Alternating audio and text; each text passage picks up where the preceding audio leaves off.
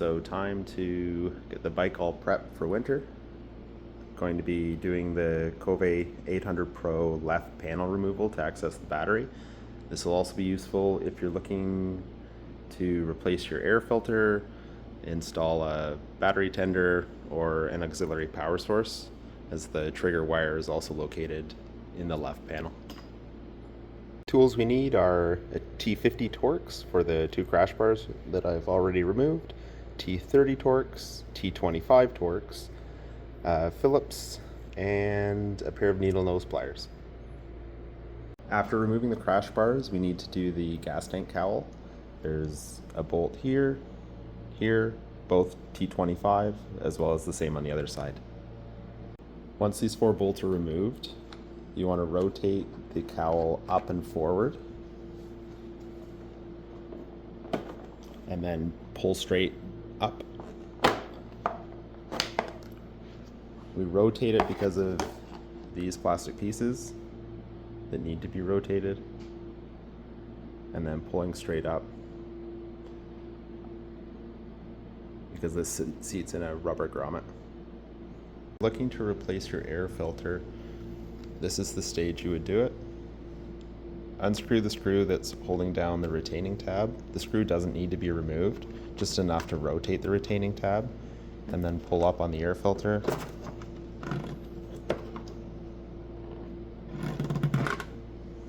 And you can replace it as needed.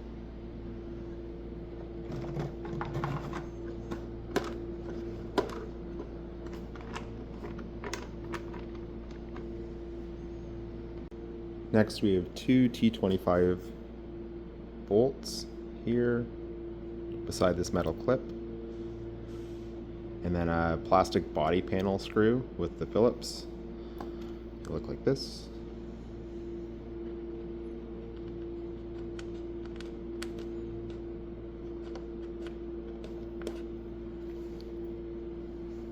And on this bolt, just make sure not to lose the plastic washer.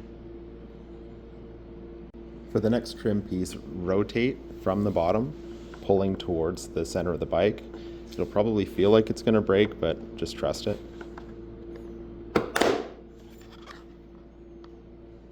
Next, coming up from the bottom of the panel, T30 Torx, just 1 bolt. Next, we have 2 T25s at the nose, just beneath the left headlight in front of the steering damper. Here. Now we're underneath the plastic panel that we rotated and removed, the one that feels like breaking. We have a T25 up front, and then your needle nose pliers will get at this clip here to release the loom. After you've released the loom and removed the 1 T25 bolt, your signal wire is also hidden under here. It's not zip tied or anything, it's just free. It's probably a good time to disconnect it. You will need a small flathead that I didn't have in the necessary tools. The turn signal clip just unplugs by sticking a flathead here, or if you can get your finger or nail down in there using that tab, and then just pulling. There's another plastic trim pin that goes into a rubber grommet, similar to what we've found with the tank cowl, at the bottom of the panel, that you just need to grab the bottom of the panel and pull straight out gently, and you'll feel it release. Finally, the panel releases in a rear and upward orientation.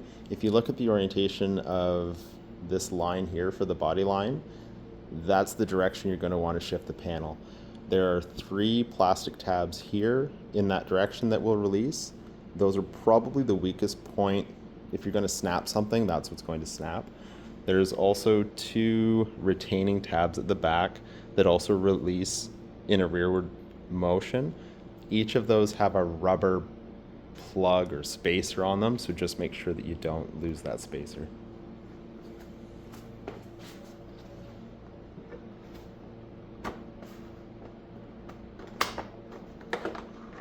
Just pull backwards and upwards the signal's been disconnected, so it pulls cleanly off.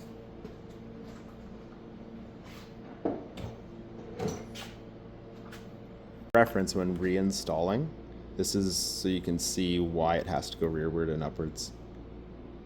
These lock into these channels and will need to be pushed forward on reinstallation.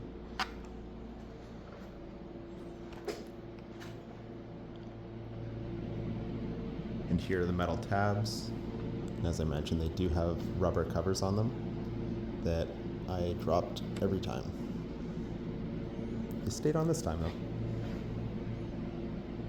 For reassembly, I recommend locating those rear tabs first, placing them in, and then rotating the panel forward and pushing the entire thing forward.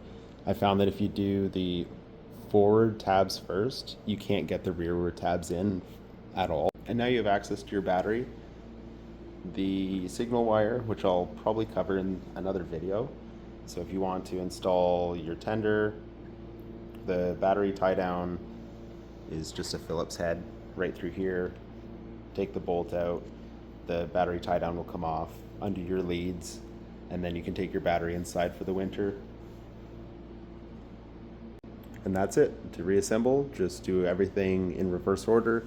Keep in mind those plastic tabs on the left panel when you're doing the panel installation, that you don't snap any of them at the front. And I'm hoping to do more installs after this. I've got Outback Motor Tech, crash bars, skid plate to go in, the Denali Power Hub I'm hoping to use if I can find a place for it, so I'll go through the signal wire and how that gets installed. I've used that on other bikes and it's a great unit. And Cycra handguards. I have a Rally handlebar coming.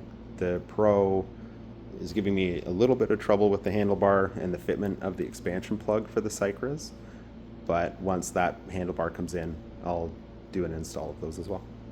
Thanks.